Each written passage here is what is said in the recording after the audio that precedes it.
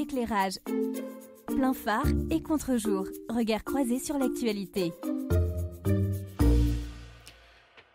Troisième sujet, c'est tout ce que j'ai trouvé pour une transition. Merci pour votre indulgence. La PMA pour toutes, donc qui est un des 32 articles de la loi bioéthique. Et depuis qu'on en a parlé la dernière fois, c'est-à-dire le 16 septembre dernier, il s'est passé des choses, n'est-ce pas ? Oui, la loi... Quelle chose ? Alors, on y va. Non, mais là, j'ai essayé de... Bernard ? La loi a été votée. À l'Assemblée nationale. Voilà, et donc là, en ce moment, elle est en train de vadrouiller vers le Sénat, projet de loi. Voilà, donc il s'est passé ça. Il s'est passé d'autres choses. Il y a eu des manifestations. Il y a eu une grosse manif le 6 octobre. Le 6 octobre, avec quand même un peu moins de personnes que ce que les organisateurs escomptaient. Mais 74 500 d'après le cabinet qui commence à... Voilà, et occurrence. Voilà, c'est ça. Et qui, en plus, si on fait des comparaisons avec les manifestations au moment du mariage pour tous, effectivement, il y avait un peu moins de personnes. Et je pense que ça revient à ce qu'on s'était dit à un moment donné, c'est qu'on sentait qu'il y avait aussi une forme de démobilisation par rapport à ces questions. Enfin, en tout cas, dans leur expression. Désensibilisation. Voilà. Désensibilisation, peut-être. Je crois surtout, Anita, que, et entre autres, pendant cette journée de manifestation, les partis politiques, et en particulier un certain nombre de partis politiques qui s'étaient beaucoup investis avec des arrière-pensées dans la manif pour tous, là, ne se sont pas investis. Ils ont été très, très prudents parce que je crois aussi, et depuis les différents sondages qui mettent en avant que la majorité des Français sont favorables à la PMA, même si cela peut interroger énormément. Alors, où on en est de la situation ? Donc, le projet de loi a été voté en Assemblée nationale. 359 pour, 114 contre. Voilà, sans 72 aucune contestation. Au mois de janvier, fin janvier, a priori, le Sénat va s'approprier cette question-là, très certainement avec quelques transformations. Et donc, ça amènera à une deuxième lecture en Assemblée nationale, avec l'espoir du gouvernement qu'avant l'été, donc fin juin, ce projet de loi devienne véritablement loi et puisse être adopté.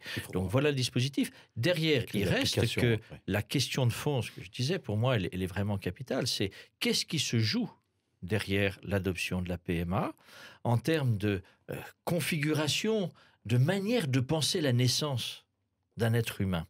Et donc, de se dire, pour moi, je reste convaincu que là, on touche du doigt, avec un certain nombre d'autres évolutions technologiques et médicales, on touche du doigt à une nouvelle manière de penser notre humanité, de penser ce que nous sommes. Qu'est-ce qu'un être humain ? Voilà, ça m'interroge toujours beaucoup. Bernard. Juste, Marc disait il y a quelques instants que les partis politiques et les syndicats s'étaient investis au moment de la loi sur le mariage, et que là, il n'y a quasiment pas de politique. Voilà, on peut dire un peu aussi la même chose des institutions ecclésiales. Je pense à l'Église catholique, qui avait, dans un premier temps, certains avaient dit il faut y aller, il faut manifester, et puis les autorités compétentes ont dit écoutez, c'est pas notre rôle de nous mêler. Donc là aussi, ça a pu jouer dans cette désensibilisation, dans cette démobilisation. Ça veut dire quoi, en fait ? Ça veut dire que... c'est quoi cette désensibilisation-là ? Moi, j'aurais tendance à remonter Anita. au mariage pour tous. Et pour le peuple chrétien, il y a une digue qui est tombée à ce moment-là. Et je ne suis pas sûre que les personnes se disent que ça soit nécessaire de se mobiliser contre d'autres choses, puisque un des fondements même de ce qu'on peut appeler le projet anthropologique de la Bible est tombé, puisque c'est le mariage entre personnes de même sexe. Et donc, c'est comme s'il y avait une suite en disant, ben voilà, il y a des choses qui viennent inévitablement. On ne peut pas aller contre. On ne peut peut-être pas aller contre. Et je me demande si c'est pas ça qui est là présent actuellement. À ce niveau-là, puisqu'on est dans le rapport à l'actualité depuis le débat que nous avions eu ici à l'antenne, c'est qu'il y a eu la position, je trouvais très intéressante, j'ai écrit dessus, de l'Assemblée élu des délégués de l'Union des églises protestantes d'Alsace et de Lorraine, justement sur cette question de la bénédiction ou de la possibilité de bénédiction d'un couple d'hommes ou de femmes. Et donc la décision a été prise avec une liberté de conscience. Je peux dire non, mais dans ce cas-là, je me dois vis-à-vis du couple d'aller voir si des confrères sont prêts à pouvoir unir, à pouvoir bénir ce mariage-là. Je crois que derrière, on est dans des évolutions incontournables de la pensée.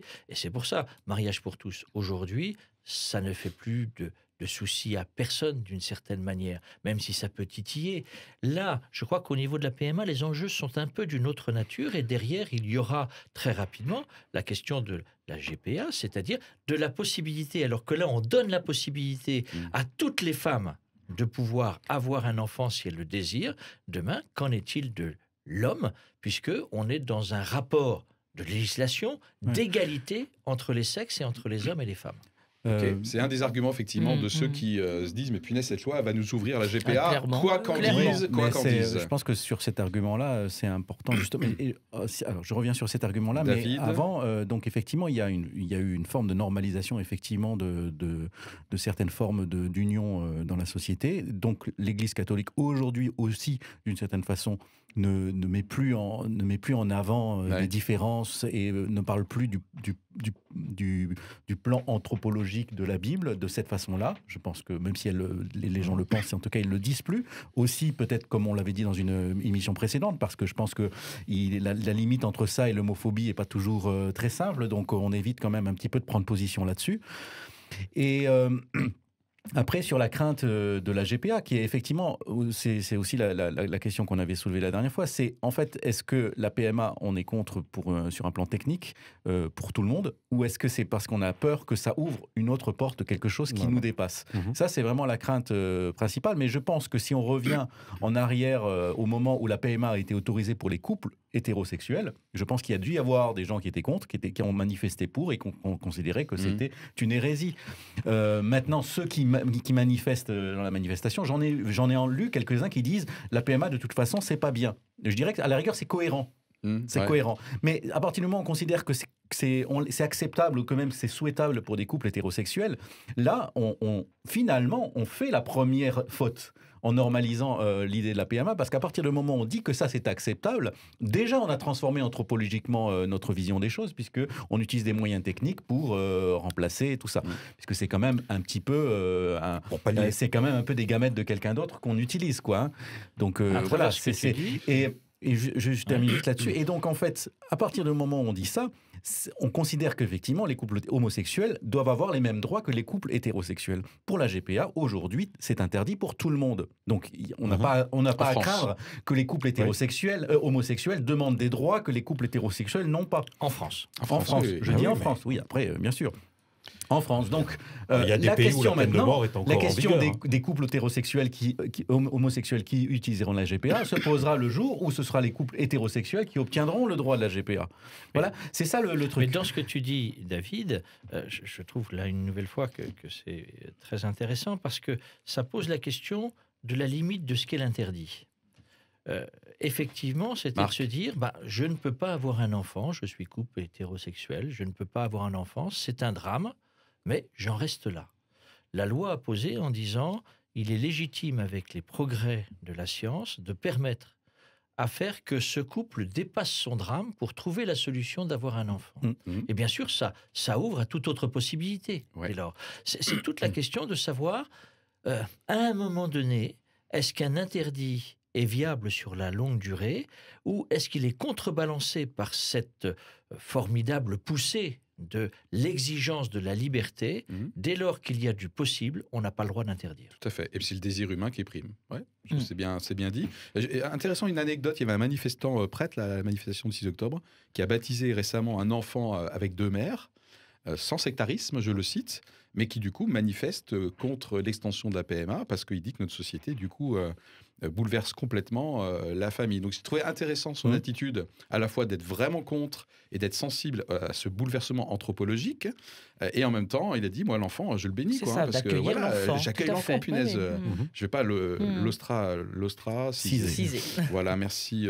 Et c'est dans ce sens-là, je pense que la décision qu'évoquait Marc tout à l'heure au niveau de l'UEPAL a été aussi posée, dans le fait de ne pas exclure, de ne pas ostraciser des gens qui n'ont pas forcément la même histoire que le reste de l'humanité.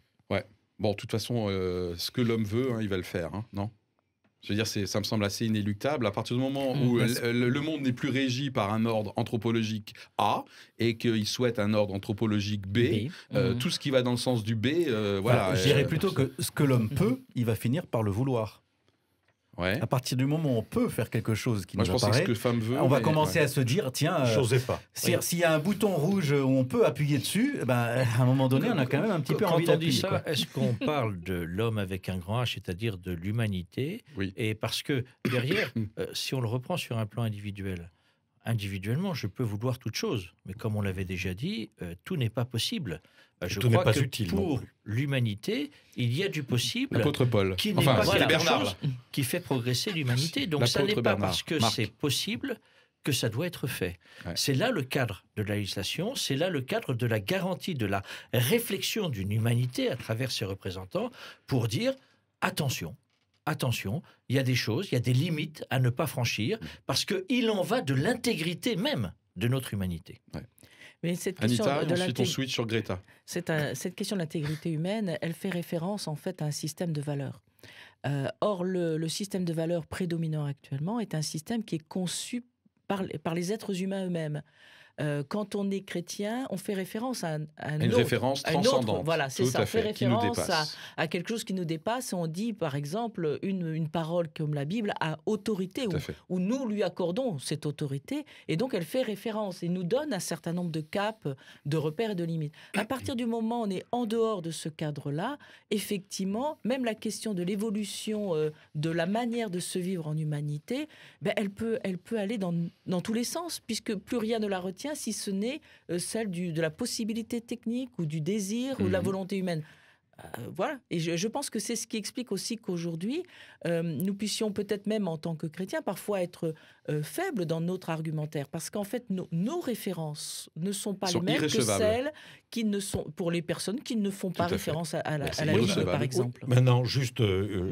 Merci Anita. C'est pas un bémol à la clé, mais juste un éclairage, un bémol commentaire. À la clé, jeu de mots, voilà, tout à involontaire peut-être. C'est juste pour dire que la référence qu'on fait au texte de la Bible est plurielle, y compris dans les milieux d'église et dans les milieux chrétiens. Il y a des gens qui... De surcroît. Donc, mais je parle d'une façon générale. Oui, non, mais voilà. Juste dire que, entre guillemets, ce qu'on appelle l'autorité de la Bible peut être pondérée suivant les personnes qui en parlent. D'autant plus que je pense que les personnes qui se considèrent aujourd'hui comme défenseurs de cette image, de cette autorité biblique, je pense seraient jugées assez durement par leurs ancêtres comme étant de fiefés libéraux et parce que je pense qu'on accepte aujourd'hui des choses et on les a intégrées dans notre cadre de référence chrétien. Quoi qu'on veuille, on est dans la scripture. On l'a fait. Tout à fait. Voilà, et je pense que c'est pour ça que moi, je n'arrive pas... Enfin, je trouve ça un petit peu aveugle, finalement, de dire, voilà, je défends la Bible, l'autorité de la Bible et tout ça, tout en ayant accepté